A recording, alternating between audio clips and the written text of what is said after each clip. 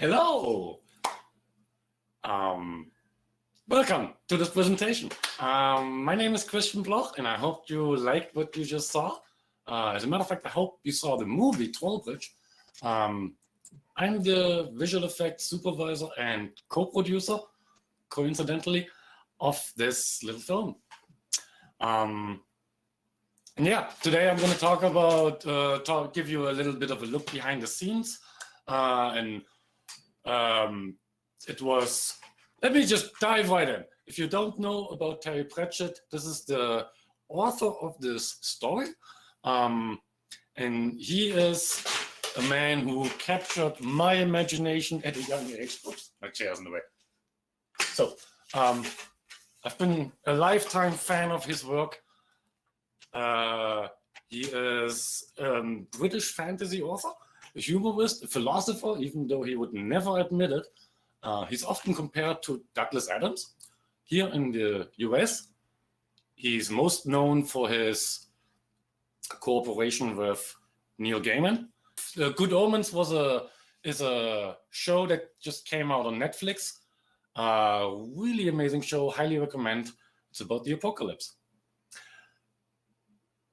Terry died at the age of 66, sadly, midst of our production. He should be more known in America. He sold 85 million books. So I don't know why that doesn't make you an instant celebrity. He lived his life the way he wrote his books. And he wrote 41 novels. That's what he left us with. These are all, it's a huge body of work. They're all sort of connected with each other. Kind of like the extended universe of Marvel, almost. There are multiple storylines. Several books follow several characters and they cross every once in a while. And our story actually comes from, our film is the cinematic adaptation of a short story. And it sits in this entire universe right here. So it's kind of halfway of the character arc of Conan the Barbarian. And one of his iconic characters that Terry created, Paul Gidby fleshed out and kind of visualized, was Conan the Barbarian, here seen with his gray horde of all the other retired heroes, or shall I say, never actually retired. Because that's the thing, when you're undefeated, then you just grow old. And our Cohen is Don Bridges. In real life, he doesn't look like that at all. That's actually him. So a lot of makeup went into turning him into Cohen. Way in the way, I realize.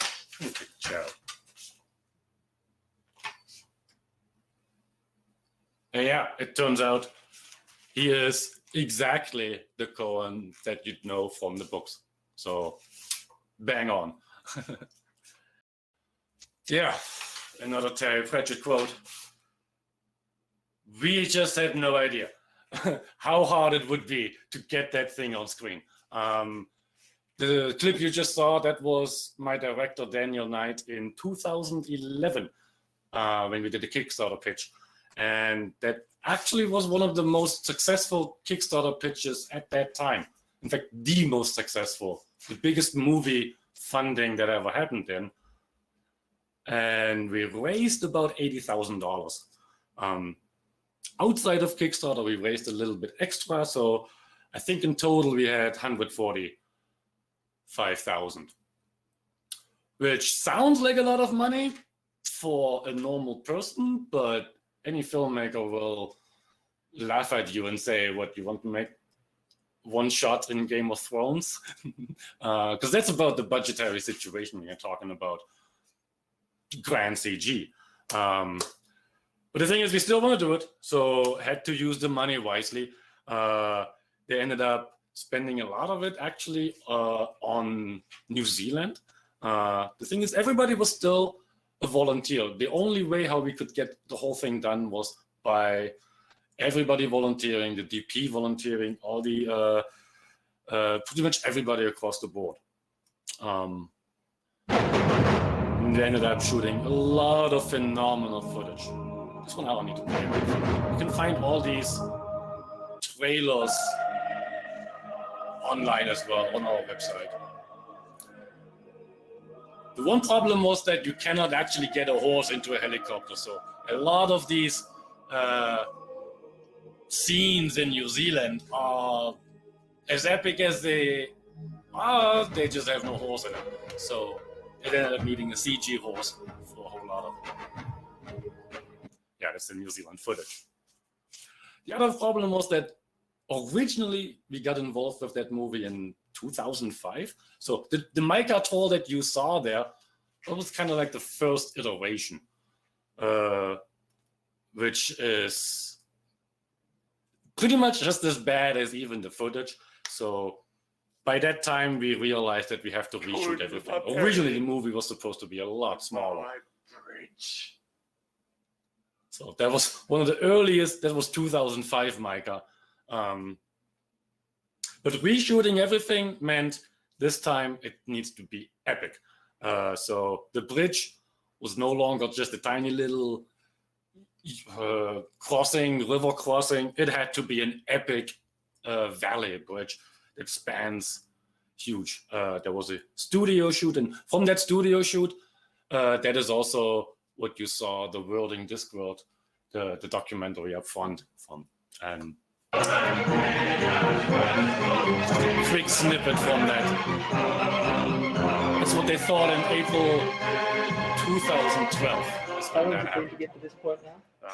It's 8 years and 11 months. So next month, the 23rd of next month, will be 9 years since we were originally location scouting for Rich. Anything else you would have gotten if you could have, or I don't know what else we would have got. I don't know what else we would have got. I'm happy. I'm very happy. Excellent, great. I told you I'm a shit interview. This has been one of the most amicable crews I've ever worked with. I think everyone's really friendly and everyone's tough team. It's epic. It's the epicest small film ever. I'm very sad because I've thoroughly enjoyed working here for the last few days. I've been working in film for a while, and I've been on a fair few sets, and I don't think I've ever been on one, and this is in absolute truth, where everybody's worked together so well.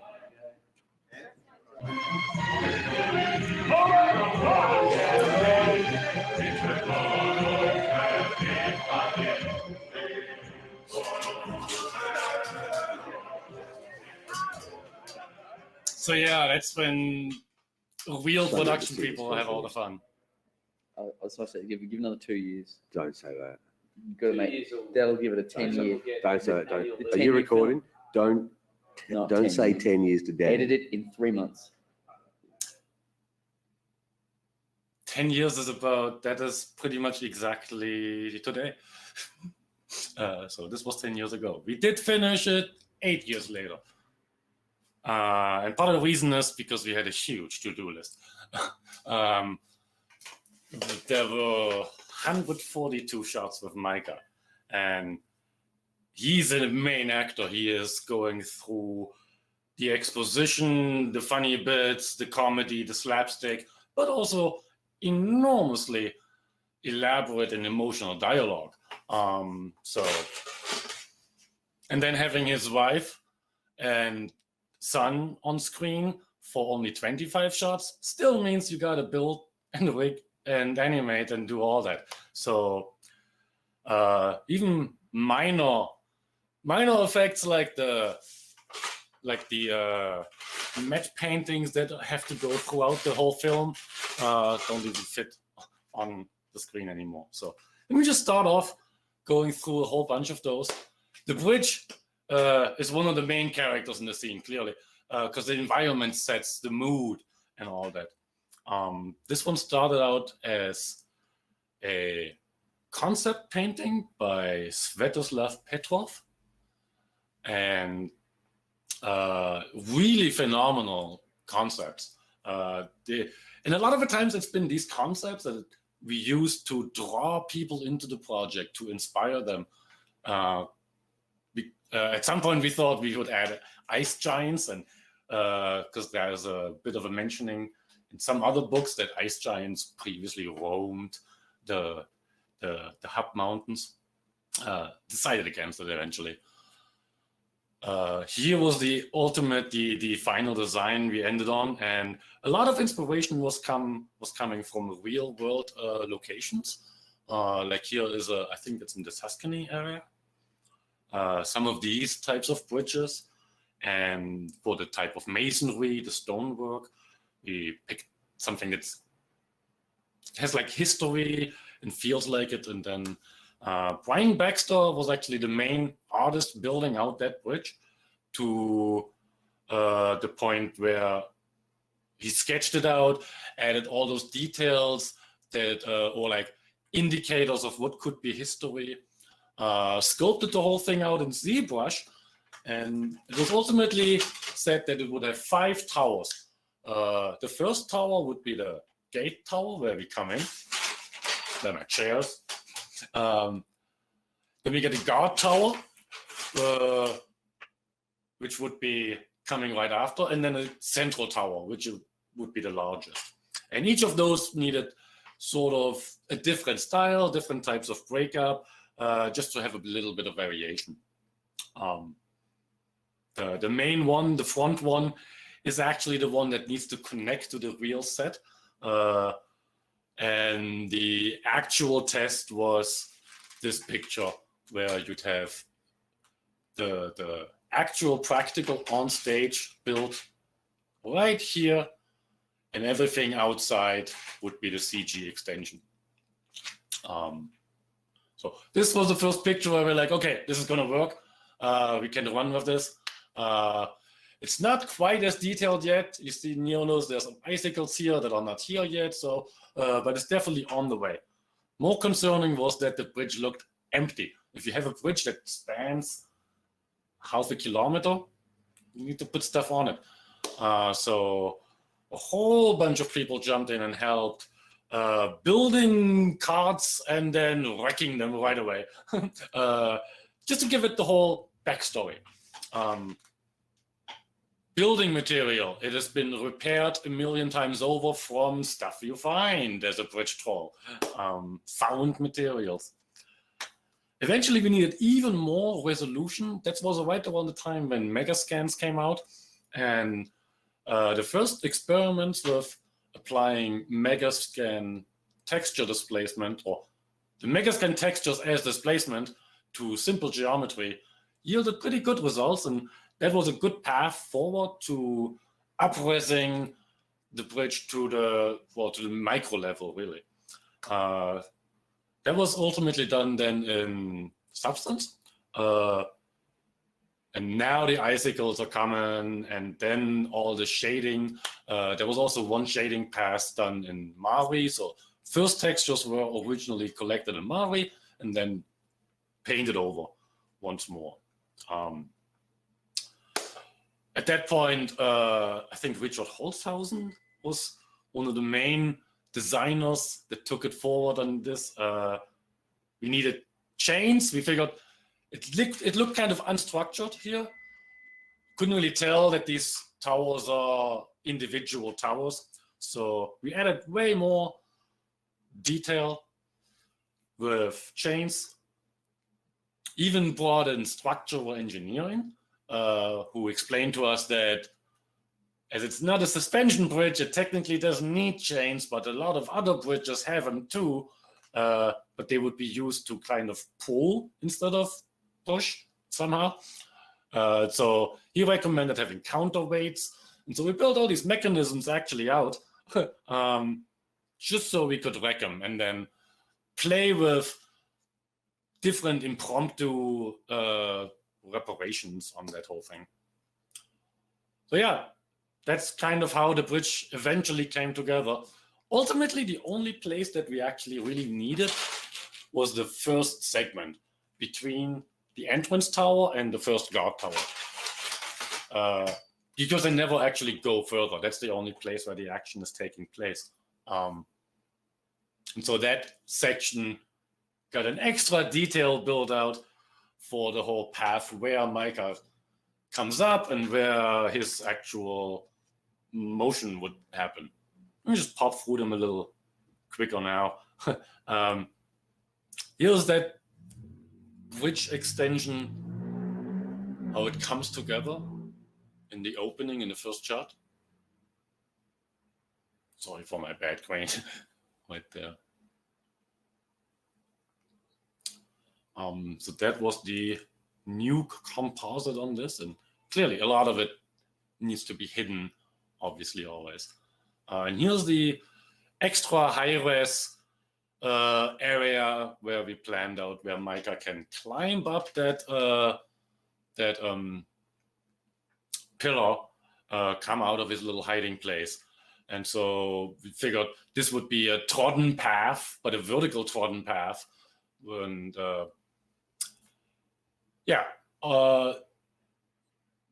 to paint actual geometry and normal maps on, you can actually use Substance Painter to do normal maps on geometry that is displaced, but you have to bake it out first. At least at that stage, it was the case. But the maps that would be generated would go back into Modo onto the unfrozen model and would actually end up looking like this in the render. So that was pretty cool how we could round trip this there and add more detail that looks sculpted but is actually just painted. Eventually, we had enough bridge that we could even do full 3D camera moves. So in some shots, not much of that plate was really left, quite frankly. Here you can see even the horse had to be kind of cobbled together there from a different shot for performance reasons. But ultimately, that bridge ends up appearing in pretty much every shot because there was only a small piece of real bridge actually built. You see the plate pretty much always cuts out right there. And so most of it is bridge and, of course, matte paintings. the entire background, probably 70% of pixels you see on screen are matte painting. And they were all done by Dave Tipper, a god walking the earth. He works out of a shed in New Zealand, so I guess he's got the best reference right outside his window. Absolutely epic. Most of the time you just asked him for something and next day comes the next masterpiece. Absolute killer.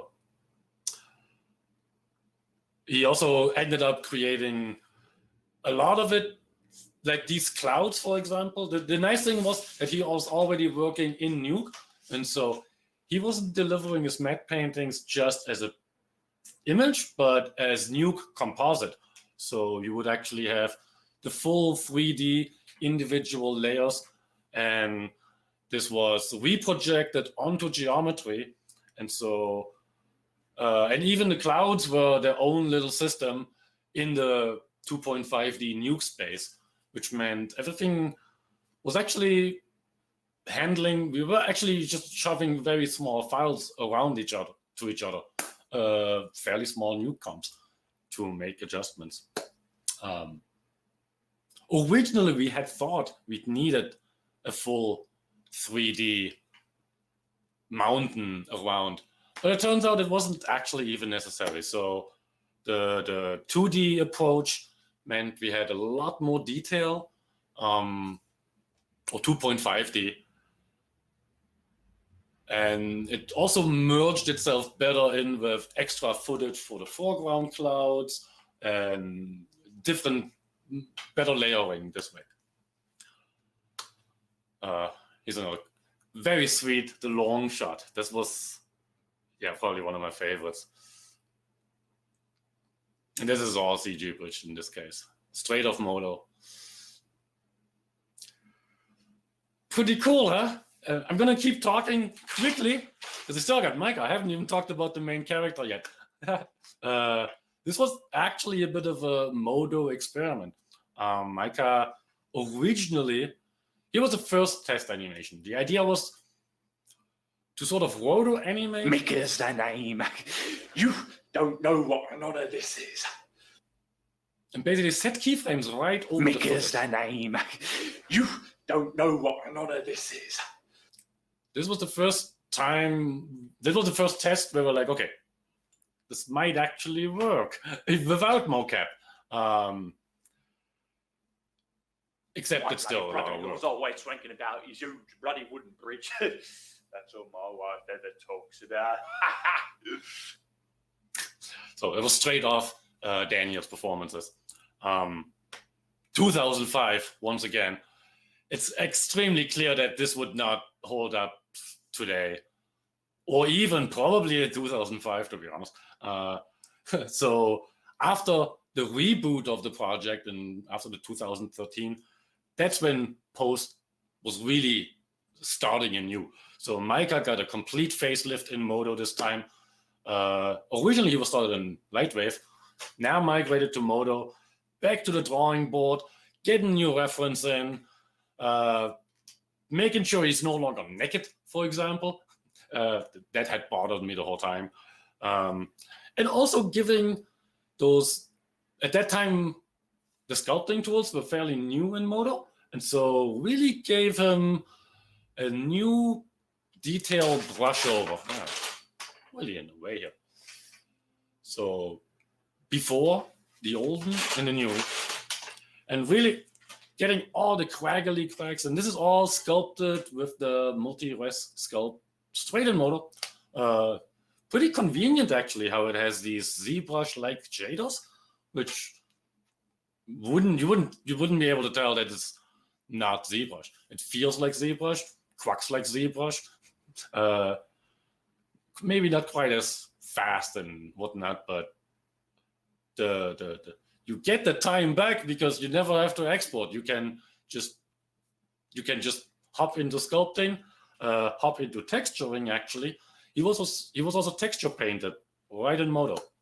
So classic UV, and then just taking a little piece of rock that I found that I liked, and just kind of brushing them on and basically sculpting out every single one of those plates, painting them out. And so it's a pretty elaborate process, actually. But again, without ever actually changing software, painting straight in Modo. Has the convenience that you can do your look design, your shader design right away. You can get your test renders done, which are the actual render engine that you're going to end up working with. Ultimately, the whole thing was then baked down. So I think my laptop's really in the way here. What it says down there on the bottom is that the original sculpt was having 15 million polys with their sub-pixel displacement. And the one that was then baked down to is a vector displacement map. Yeah. Oh, shit. I'm just going to tear everything apart. I can't. So with a vector displacement map, it was only 15,000 polys. Whoops. Hang on, let me prepare this quickly. The rigging was also done straight in Modo, actually. So we used the phenomenal auto character setup from Lucas Acera for this. In fact, we were working very closely in collaboration with him, and he even helped me build the face rig in a way that integrates into ACS, so poses and everything would be working on the face. The face rig itself is a fairly complicated matter. Here's the best book I can recommend. This is what I used to build the face rig out. The Art of Moving Points by Brian Tyndall. It's an ebook, actually interactive. Highly recommend. This is a cluster-based animation. So the idea is that you define these point clusters and you would use deformers in a particular order of operation to simulate the sliding skin across all dimensions. So it's point clusters that slide over the geometry. Meaning in Modo itself, this is then implemented as a lot of spline deformers. Rigged up in an enormous noodle salad. But all the actual controllers themselves gotten rigged into ACS. So you would have, this was the first face test where, can he be angry? Can he be funny? Can he be smirky? We found out at that point we were still kind of designing look, like would he have eyebrows or no eyebrows? I think we decided on shaving them because it was kind of interfering. And the finished version of the rig ended up having pretty much all these controllers and all these deformers sort of hidden underneath, and you just have these very simple, pretty simple system of main controls, which would be these blocks, and each of those is broken down into 3 sub-controls, which you could use for final adjustments. But whatever you do on those would always be made into like some sort of automatically picking the direction where would these skin clusters slide and how would they bend. It looks a lot softer in this geometry style than before the because the displacement ultimately is what gives it the whole look. And even animation we did in Modo, which wasn't that easy because you can't really find Modo animators. This is not a job that exists so much. Everybody's a Maya animator. So the first thing was setting up documentation. To get this whole thing done, we had a bootcamp website that had detailed tutorials, not only on like pretty much all these instructional, what is this rig? How does Modo work? Very much in 10 lessons, broken down so any animator could come in and say, and jump in. they would find out how because keyframe is keyframe. If you know what the graph editor looks like, just kind of explain them to people. And a lot of animators actually said they liked Modo now better because suddenly, once they, especially with the ACS4, once you know what's where, it's super easy. Here's the classic character sheet. Kind of sort of just as a reminder for animators, what would be the default stance, so that they don't bring him too straighten him out too much. Yeah. Just to keep him in character for the most of the time. So things that animators would repeatedly do, like get him lifted up so his feet go straight, which is not in the character. He needs to be much more bulky and always heavy. And so yeah, for animators, we also had these extra pickers. And one of my favorite inventions is the face picker here. So the body picker for picking the body parts, but the face picker wasn't just picking, it also had quick lip sync controls where these joystick style controls down there, they would already encapsulate full mouth movements into the A. So up down makes the mouth from A to M, that transition, and the left right goes E to O. And just with this one joystick, you can already do a rough lip sync. And so yeah, that was one of the things. Another thing we found out was that since every animator was working from their own home, from their own house, we actually set up the scene in different versions. So there is a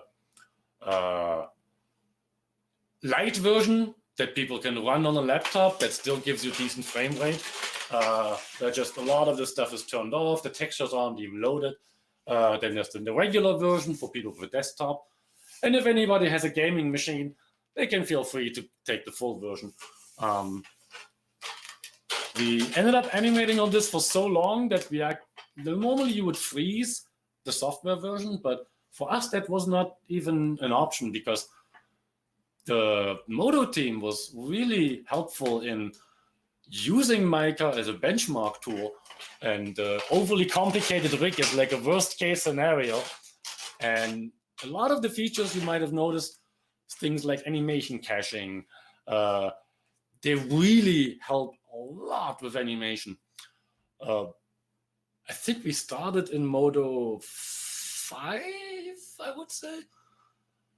I know for a fact that we started with 3.5 frames per second as a frame rate. And in the end, it was 60 frames per second. Same rig, just Modo becoming faster and faster and faster, getting more optimized. So complete breeze. Ironically, the final mica that you see in the film is actually just this geometry. Very, very few polygons. In fact, these are the animated polygons. These are the ones in the rig.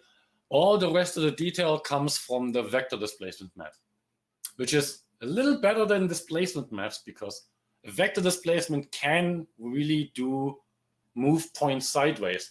That's how you get these overhangs and really cracks that are detailed enough to go deep and still have detail on the sides. So yeah, that's pretty much Mica in a nutshell. The horse, for example, this was another wonderful collaboration. Was sculpted by Dimitri Lepe. He came into this project as a fan, and he built the horse from the inside out. He started right there from the ground. Muscles, actually gave measurements because to measure it against the live action horse that we had. Even the furnishing on the saddle of the horse was all modeled out. And we had two versions of the horse, actually. One is the full body version. This was used for all the wide shots, all the helicopter shots when he's walking through the snow. And so this one needed all the saddle, all the furnishing. eventually we ended up putting this horse on the bridge as well for some of those extra camera movement shots. UVs, obviously. Ended up getting a groom artist, a really good one, Cameron Christian. Really terrible. I'm sitting right over the credits. I'm sorry. But even at the end, the big challenge was still to get it actually integrated. What took you so long? And so, yeah, and animated. So this was also the part where some people that came into the project kind of just from interest ended up becoming supervisor. For example, Marta, she originally just signed up to animate Micah, and she did just such a phenomenal job, cute animations, that when the horse was ready and to animate, she said she has horses around her. She lives in the country, and she loves horses too. So she became the most, such an incredible supervisor that I wasn't even hands-on the horse at all. She was giving people amazing instructions, really going deep, getting extra photos of exactly the horse movements that she needed, the horse mouths. So absolute phenomenal. This was the type of volunteer engagement where people coming in and then growing in the project and sort of using it as a way to grow themselves, and having like this space where nobody restricts you, because anybody could take on any role if they feel like they can do it, and they can do it. We had texture painters that finally wanted to animate. We had tech artists that finally were too long out of lighting and wanted to do something creative again. We had people straight out of school that wanted to have something for their reel. We had people that were doing commercial animation all day long and wanted to do something cute. That's not just hardware or devices. So yeah. One last one. This is probably the shot I like the most. Nuke was used in compositing, obviously, and compositing alone, each single shot had a million challenges. With the beard, with so many things. And yeah, ultimately, I'm just kind of glad it came together the way it did. All right, I would leave it there, I guess.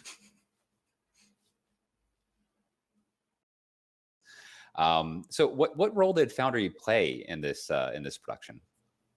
Oh, Foundry. Oh, I'm sorry. I didn't even mention Foundry was our main sponsor. Oh my God. Thank you guys so much for making this possible. Okay. Yes. It was nobody less than Brad Peebler put his personal support behind it. He did a modcast from his Prius. He was telling everybody to join the project. And this is actually when a lot of artists came flocking. And the fact that we had access to Foundry software, Foundry licenses, that was another wonderful way to put this project onto legitimate stands. So thank you so much. No, cool. Just curious. Yeah, so you used Modo and you used Nuke, and those are the primary tools. Yeah. Pretty much every software under the planet, but it turned out Modo was most versatile in terms of rendering on an online farm. Our secondary sponsor was Garage Farm. Highly recommend. They are very, very cheap. Yes, I can say cheap. It's not a bad word in this case. They're really, really cheap. And with Modo, you get unlimited render node licenses on any farm. That's the one big selling point. If you're doing compositing on top of it anyways, nobody will know what you render stuff in. So, yeah. Well, it was well enough done. We had much bigger problems with the horse, which was done in Arnold, which was a nightmare licensing-wise. Or even just having somebody test it or finding somebody who can shade it or whatnot. So the bridge was not 100% in Modo. We had friends at high places. The tech guy, Bjorn Ziegert from Weather. He's actually one of the in-house tech guys. He's a huge Modo head too, and he wanted to get into creative stuff again. So he lit the bridge. He figured all the horse render stuff out. And yeah, he was a huge help too. And when you get a guy at Weather working on your film, and then people come and see what he's doing, all of a sudden you have an animator at Weather do a camera move, just because they're like, oh, that's cool. Let me do a camera move through that spider. So what you saw in the beginning, in the opening, that was not even my camera move. That was from a Weather animator. That experience alone must have been just extraordinarily exciting to see as it comes together. I do have we were starting to get some questions in, and there's one here that I noticed from Arvid Walborg. So this project already had, this is an interesting question. So this project already had a work from home situation. How would you compare this project to current world situation and being done at home instead of at a facility building? We had a lot of the same challenges. One challenge is that when everybody's from home, everybody relies on their own machine, on their home software. You cannot actually, you suddenly have to figure out ways how to share files that are not gigabytes, but just kilobytes to do things. So for example, you got to be organized. So we used Shotgun. That was our third main sponsor. Not Autodesk. Eventually, we got grandfathered into Autodesk, but we actually were on the Shotgun side. Shotgun was our sponsor officially. And so something like this, like an organizational tool like that, is extremely helpful. I don't know if you're familiar with Shotgun. It allows you to post your work, but not just the clip. We also made it mandatory that you actually append the source file. So if you post a composite, you have to also append your Nuke comp, your Nuke script.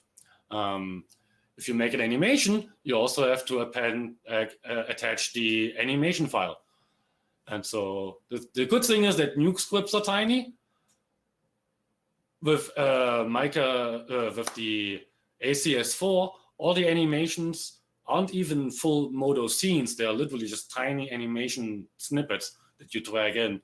And so, yeah, this collaborative file sharing is important. The other thing is you have to have a place where you can meet and gather. So I had daily meetings on Skype with the director and the producer, and also pulled in individual animators when they had questions or asked or requested or stuff like that. So having a regular schedule where you can coordinate and meet virtually, and having a good file sharing system in place. We also had Dropbox, a 3 terabyte business account. All right. I think I'll take the next one on this, Greg, if you don't mind. I'm just going based off the number of upvotes. So if there's a question in the questions that you see, upvote it, and they'll come to the top of this, and we'll be sure to make sure those get answered. So this one's from James Atkinson. He asks, what was used for the hair and fur, and how was it integrated into the project? I mean, it depends. The hair on the horse was done in Yeti, which I'm honestly, it was not really integrated into a project. It was always a pain in the ass and kind of running as its own side stream. It had its own tech, almost its own tech division that needed to solve how that's done. On Mica, he is a hairy guy himself as well. And all his hair, all his moss and all that, that is straight Modo, straight out of Modo, right where it is. Sorry. That's all right. Even the fuzziness on the shoulder pad and everything. So Mica was Modo, and then the horse was Yeti, you mentioned? The horse was Yeti and Arnold. Okay, Yeti and Arnold. Which is a particular toxic combination because there's only one build of Yeti and one build of Arnold that work together. none of this has happened in Modo because you don't need a plugin and it just works. That's why it's a lot simpler there. Very, very cool. There's another question here from, let's see, actually, I should probably check and see what's been upvoted. Okay, DJ answered that one already. And Philip Thader, what was the key problem in mixing it together, lighting? Do you make HDR environment maps on your own? This is kind of a leading question here. Right. Actually, I do make, I mean, I'm known for many things. I'm also known for writing the HDR handbook. And one of my jobs is right now that I'm a panel professor and teach people how to do HDRIs at Nomen School of Visual Effects. So I also run HDRlabs.com, so might bring that back. I honestly don't really quite know. Like after you finish a project like this, you're kind of a little bit hanging in the air, and then comes a pandemic, and then you're like, I don't know.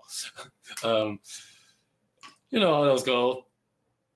Yeah, it's kind of interesting because I mean, again, I've been using your stuff. When I was in production, I was using your HDRs all the time because they were the highest quality HDRs that were available. And then, of course, we incorporated a selection of those HDRs into our content. And so if you guys go and take a look at our HDRs in the content browser, you'll actually see a whole bunch of Christian's HDRs in there. Some of them are check out inside of your apartment.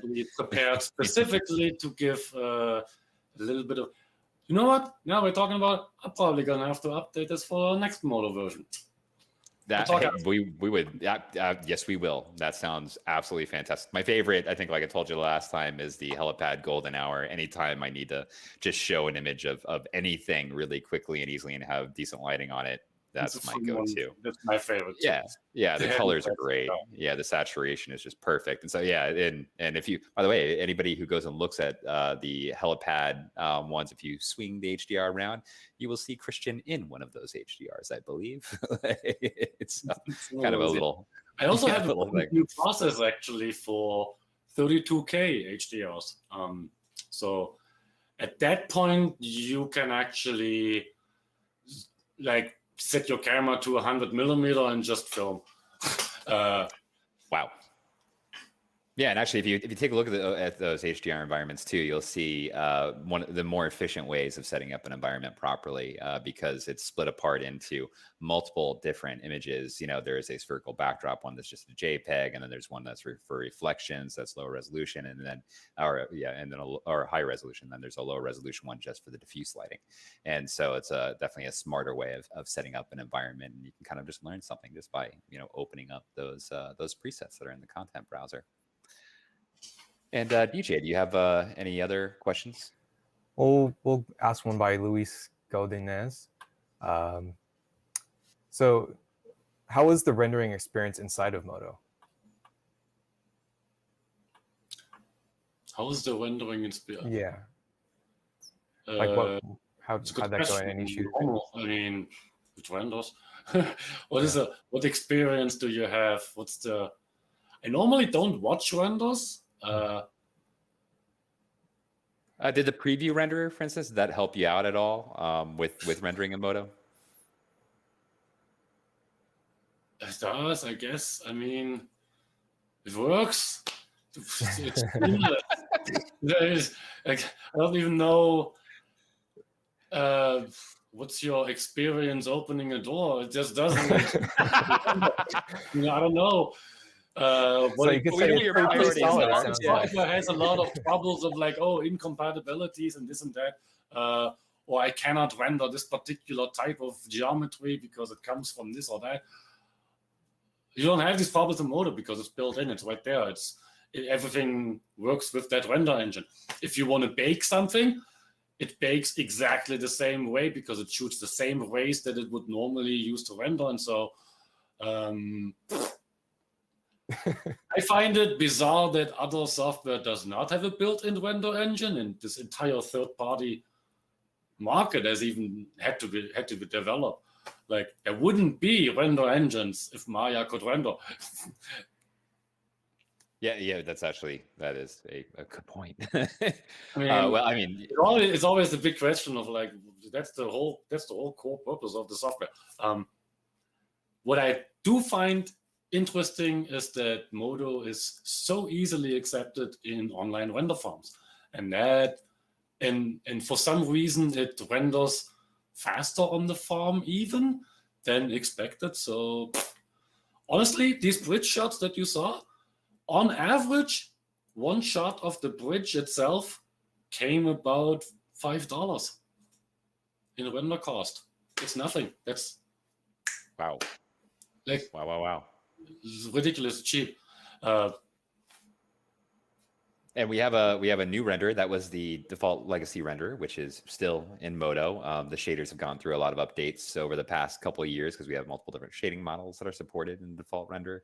But we do have a new render empath, which is is physically based, and it's a path tracer that is basically the new iteration that you're going to continue to see develop further and further on. Very interesting. It's easier, yeah, and it's this easy. project is going to be something with a lot of bling, and I believe a path tracer is exactly what I need for that to get a nice chromatic operation-y stuff and some refraction-y stuff going.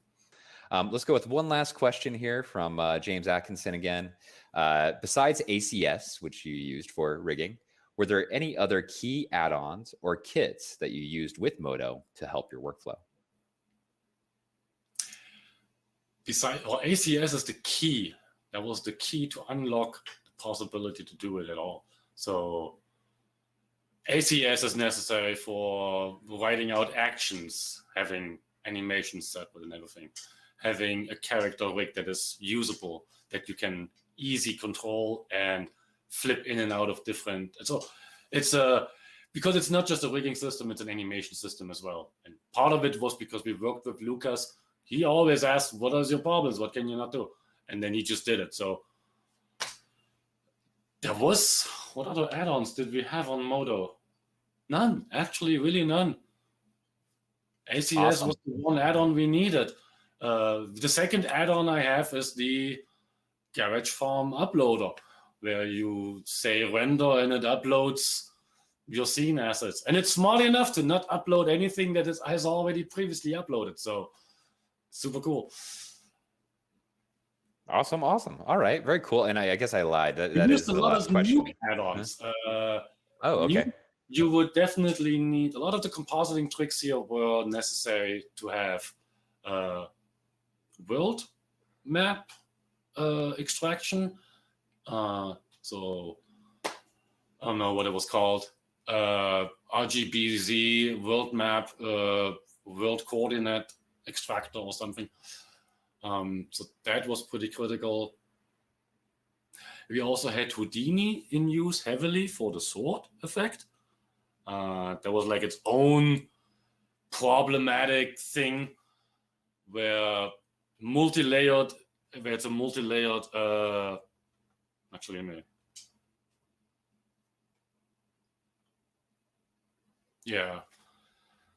just coming up with a system that can both react to all the motion, and then you had to track the sword. So just that one effect alone, which is completely minor in the scope of the whole thing, was a lot of trouble to set up, and ended up being a shitload of individual elements that only come together in the comp.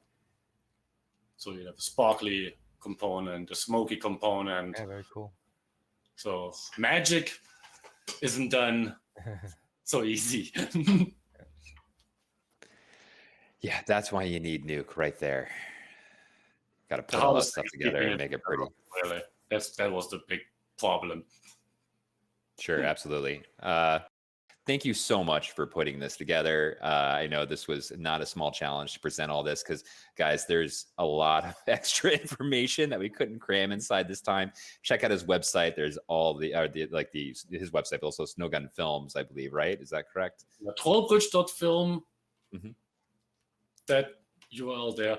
That's where you see a lot more making of, a lot more behind the scenes. You can see the full film in the best quality. Still watch it on YouTube to give it some place, but otherwise, yeah, this is where a lot more making of, and all the credits, all the people that I forgot to mention, all 300 are right there. Perfect, exactly. And if you haven't watched the film, check it out. You are going to be very, very pleasantly surprised with your investment of 30 minutes. It's fantastic, and it is well worth taking a watch. So thank you again for doing this for us, Christian. This has been fantastic. This one quote. There we go. Okay. There are times in life when people must know when not to let go. Balloons are designed to teach small children this.